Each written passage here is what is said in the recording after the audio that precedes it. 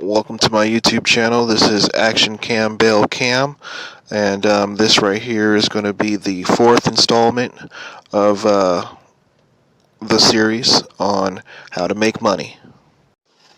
So jumping right in, um, basically the fourth source of income and the fourth way to make money is a thing that's been done for hundreds of years.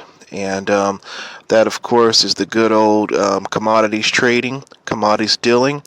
And at a low level, it's going to be called scrap dealing.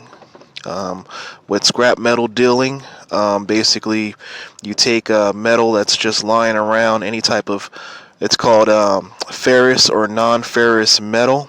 Basically, what that means is magnetic or non-magnetic metals, and you get different prices for different types of metals.